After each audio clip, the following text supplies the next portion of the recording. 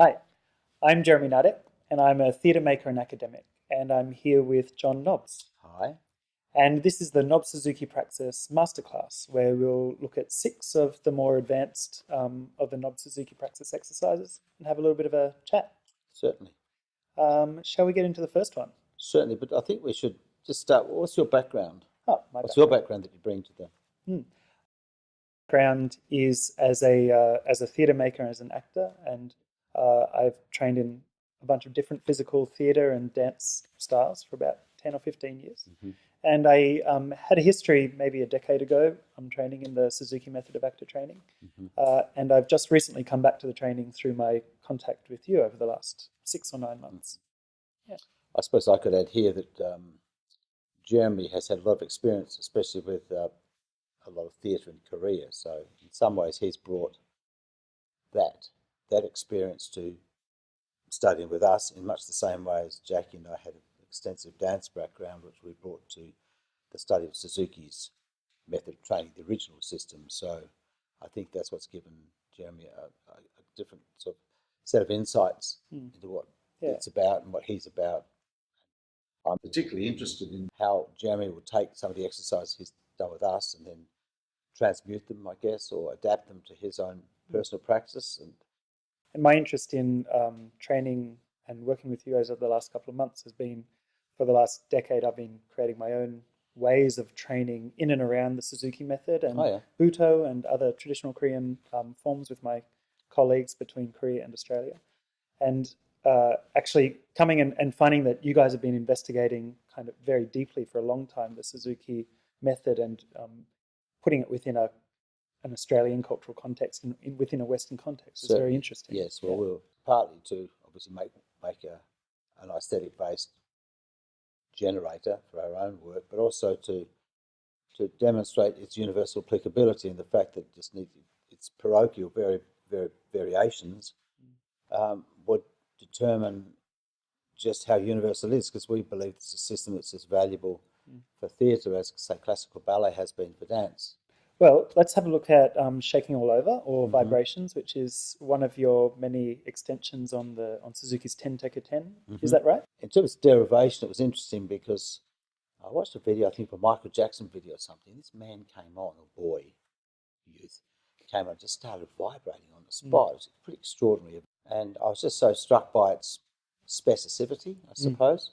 It was very defined, it was very strong. And for some reason I sort of thought, well, I should like to see what that looks like in terms of making an actor do it. So, well, one of the things that we'll get to the video in a moment. One of the things I love about this exercise is it's advanced, but it's relatively simple to set up, and the benefits become almost self-evident for an actor over the course of their first repetition. So maybe we have a look at it and then and see what those self-evident benefits might be.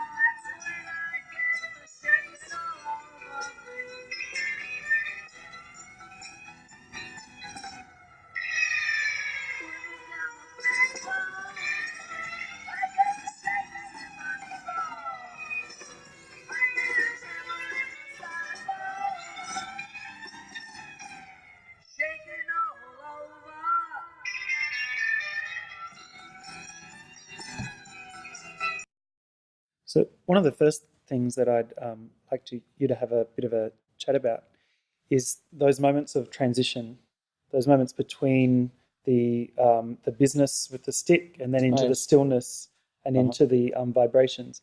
So it seems to me there's a difference between stopping, for an actor manipulating time by stopping and striking a pose, like being very presentational with pose striking. So I was wondering whether you have any thoughts about that distinction? Well, I suppose what interested me about the exercise is possibly at another level, but the specificity. One of the things that we always talk about acting, we talk about generalized movement, generalized emotion, and I guess I was struck by the fact in this situation how just thinking about one clear thing and of vibrating the body, and then of course the other thing is if you just vibrate the body that's a certainty. But if you vibrate the body and actually have the stick, or in this case the broom, static, there's a real sort of level of conflict or difficulty of trying to do one without just letting it spread through the other. Yeah.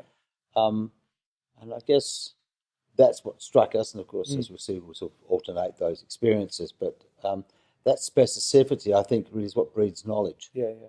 When somebody says, oh, he really knows what he's doing because he's really doing this. He's not just doing lots of stuff, lots of activity, which is easy, but he's doing this very specific thing. So, and there's a certain kind of visceral quality to that. You can see it in the body of an actor. Yeah, but you're making the point about the whole idea of being still and I guess not being presentational, not putting a pose on. And I guess the thing, I'm assuming what you're talking about here is that these people look very interesting in this situation, not because they're sort of holding on to something or making a pose, but actually they're in a sort of a moment of suspended animation possibly. And we stress with anything we do this sense of softness about what you do. So if you look at all of them there, you can actually see them really, Glenn Johnson here, you can actually see him really feeling what he's doing. So he's not just holding a stick.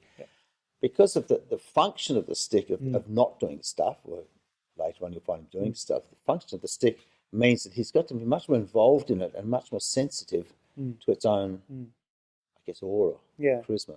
And the quality that we have here of pausing in the middle of action is the same quality that we see when the actors themselves pause in an action. It's not that they've found an aesthetically pleasing in their mind, an aesthetically pleasing place to pause or a place to pose. It's actually it's a product of a task. It's a product of what they're doing.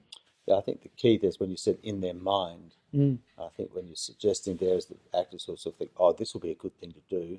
As in my conscious mind goes, oh, I will do that. Or what we've found, and I'm sure you're saying this too, is that it becomes very predictable. And the audience is going, oh, yes, he's going to do this. Whereas this just looks as though you've just stopped the action. Or they have stopped the action. And that's essentially more instinctive and therefore probably more interesting to watch rather than the predictability of the event that's initiated in the mind of the actor. Great. Well, let's see how that plays out with the rest of this exercise.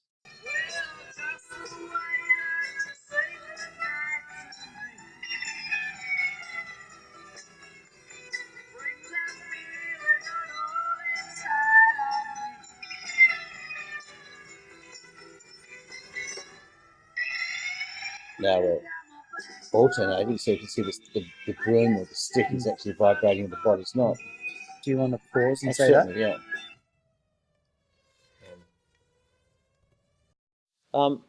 Yes, well, so you're obviously changing the values all the time and swapping over from one to the other. And I guess what you can see there, and this is the reason you say that stillness is very interesting, is really because there's, shall we say, an inner dialogue occurring within the performer about, well, is the stick shaky enough, or maybe I'm shaking a bit too much. It's actually not possible to do this properly.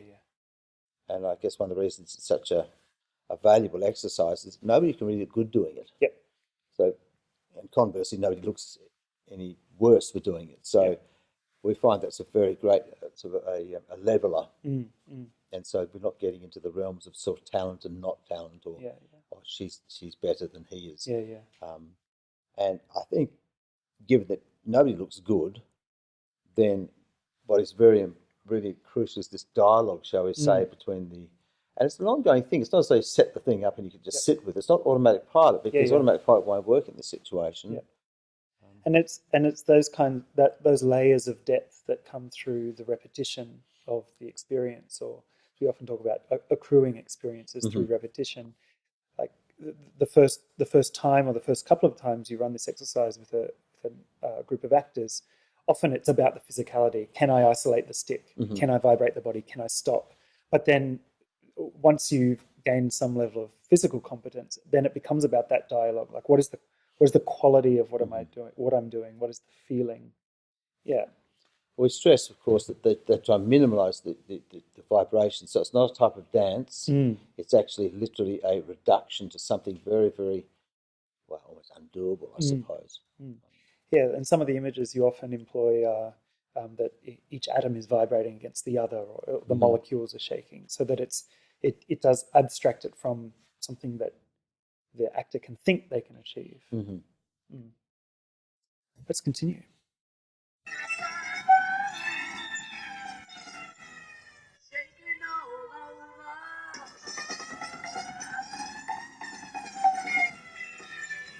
this is the dance break. And I guess we're looking at an advanced version where we put the hand on the floor and demand that the hand doesn't move and that they should dance as much as possible. And I guess we're not talking about dancing as in doing something moving attractively. Yeah. We're talking about something that's actually got much more moral impact. Just to do max it out, we talk about, and so we're not talking about somebody being attractive. We're trying to move beyond that idea of attractivity to something that's much more challenging. And this the format that this exercise and many of the exercises take, it allows you to almost as an instructor, as a director, improvise yourself in terms of the instructions that you give. So so that the hand planted on the floor is one way of giving the actor something to engage with, or it could be moving the body around the stick, or there are lots of different ways that you can set up. It's almost like an experiment for the actor to live inside. What we've found, of course, that when you do something like put the hand on the floor, it actually inhibits the actor from just doing all sorts of, once again, generalized movement. And the only demand is that you put your hand on the floor, you look at the audience, what's the second demand, and then you just do your stuff. So that's very free. But we found often with training, I'm not sure if you find this too, but sometimes if you don't put a strong parameter on an actor or a group of actors, they tend to sort of spin off and just do lots of stuff, and it doesn't have any value. It's not necessarily unattractive, but it has no real informative value for the performer. And certainly as the watcher, I would say the same thing. You must find this too. So say use one arm or put the hands on the floor. And without those strictures or without those demands, I guess, on the experience, then it just becomes something that's pleasurable for an actor. Like an actor often finds pleasure in improvising and having a good time, but that becomes less interesting in terms of a useful process for development, whether it's the development of your aesthetic or the development of the actor's competence. Correct. There. Now you probably can't hear it, but I've actually said in this video, I said dance the floor. So one of the things you find as you talk about this experimentation, this variability for the observer, whether it be teacher or director, to actually throw suggestions into the room itself and watch how the actual actors shift their game plan, so to speak, without actually destroying the game plan. So none of these things that I throw in, I'm sure you do, are meant to be interruptive so much as a shift in consciousness. So I've said here, dance the floor, which it implies another thing other than just dancing around. And you don't give this sort of thing to beginners probably because it's a little too arcane. But for those people that do, you can actually see the shift. So they're not just dancing around, it's something that they're thinking the floor's dancing. Of course, these very abstracted or semantic ideas can be given value through the physicality of the experience itself.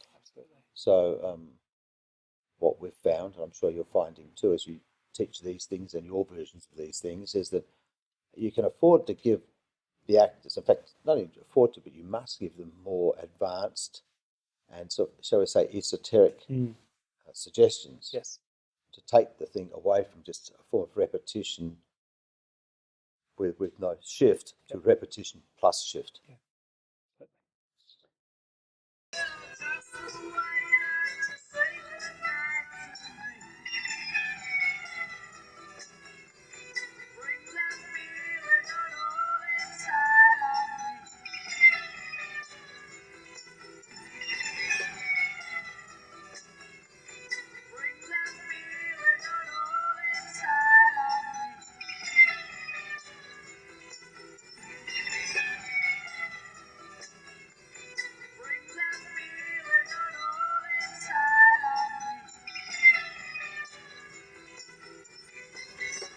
May not be obvious there, but we're not too concerned about how clever people are doing this sort of thing and stuff, what it actually does for them. So as with all our exercises, it's sort of about the speech at the end of the exercise and how that's been informed by the experience rather than whether they're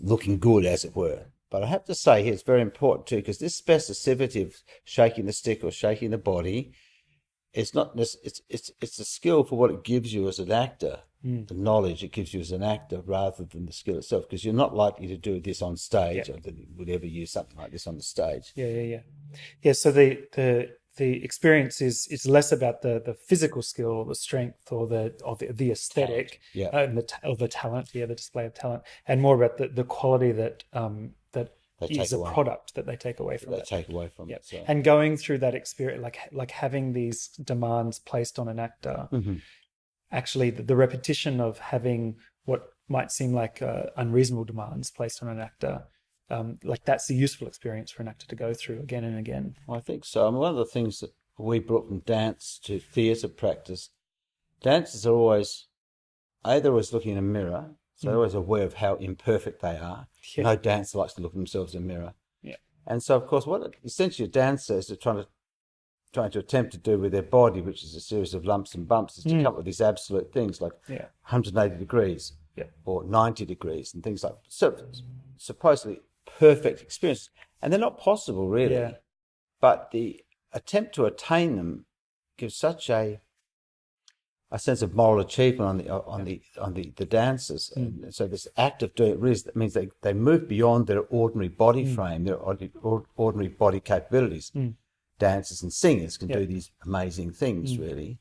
And it actually does impart on the actual dancer this sense of being larger than life too, this charisma thing. So we thought of applying those types of principles to the way an actor prepares. Because after all, an actor really wants to develop the charisma, and something like this, with its ability to do something that's not quite possible, but actually quite, I would say achievable, but the act of doing it is quite enjoyable, and it's actually quite easy to sort of get a modicum of skill at it. That attempt then actually paradoxically does actually equip them with a lot of physical skill, because they actually have a physical knowledge about themselves in a way. They know themselves a bit more. Yeah, and that physical awareness, that physical skill is a byproduct of the training. It's not the means, or it's not the end point of the training. It's not the aim of the training. The aim of the training is to have a physical experience where it then transforms you. Yeah.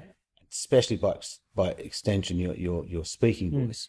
And it helps to minimize, I guess, the subjectivity of the actor's craft. You often hear from acting teachers that it's different from dance and music because like an actor can't kind of tell when they're doing well, or it's very, very subjective from the outside whether or not an actor is getting it, is there. Whereas if you have a time and space format, which the Nobbs Suzuki Praxis is, and underlying that the Suzuki method is, then there is something in terms of time and space that an actor can grasp onto, and then the subjectivity is in the quality, and you can tell from the training, or once you start instructing or viewing the training, like that, those qualities become very palpable once you lock down the body. Yes, that's a very good point you make. I think that this idea of the space-time format, because like you say, if you're doing pirouette in a dance, you fall over, you're falling over. There's just no question. And acting is much more complicated than that, because so much of acting is really about are you attractive to an audience, really? And that's a very, very ambiguous set of measurements, if you like. And so the more you can cut those down, the more the actor's not concerned with that aspect of their performance. The act of doing this thing, you can actually see the expression in Glenn Johnson's face there. He's going through some interesting experience, don't you? Yep. He's actually sort of going through something. He's not looking stupid, which is good. He does look, and he looks very, very connected. Everything about his body is very, very, it's in tune with itself, shall we say, or congruent with itself. And I find when I'm looking at him now, I think, well, what's he thinking? I wonder what he's doing. What? So I'm actually, as the observer, going, what is he doing, or question what he's doing, rather than going, oh, he's banging a stick, or he's vibrating a stick. So that plurality, I think, makes him much more compelling, and you'd call that charisma. I want to see what he's going to do, and even me, knowing him as I do, I'm still interested in what he's going through, because I don't know what he's going through, but I know there's something going on there that is of interest. And as unreasonable as some of the exercises might seem for an outsider, it's more reasonable than asking an actor to stand on stage and be charismatic or be profound or to be deeply connected. I mean, they're not useful instructions for an actor. No, they're not really. Even though that's what you're looking for. Yes, I think incumbent on people like ourselves as directors is what you provide. Is one thing to say, you should be grounded or be charismatic, but to not give them the matrix in which to explore that, to find that, to discover that is actually not irresponsible. fair. Yeah, it's not fair because you've just blurted out some criticism without providing a backup. Yeah. Shall we keep watching? Yes, well, we should. Yeah. Shaking all over. I think I've asked them to dance this or just to keep going. But what they're doing there, I guess, is they're keeping their mode, their sort of story going. So now the shaking again. And we always finish any routine with a speech. So not only is the actor keeping the narrative going through motion, but also, I mean, here it's a vibrating stillness, but also in stillness, being able to continually amplify the narrative, keep it going on. By saying the speech. Yes, well, the whole point, I suppose, is if you're doing movement and then speaking and not relating that movement to speaking, it's not really of much value apart from some sort of aerobic achievement. And so we always say, well, you should be able to speak in any position, any situation. And of course, as you say, I think it's a very good point. You say you've got the story going and then you're going to speak. Well, that's actually part of the story, I guess. And you could say you're going to speak to the story or speak from the story. All sorts of add-ons, if you like, or plug-ins. And yeah, that's really crucial. Otherwise, what's the exercise for? Oh, it's just a physical experience. Well, you can sort of get that playing darts at the pub, really. If it has got a speech at the end or during it, then of course I don't see what's really about the text. So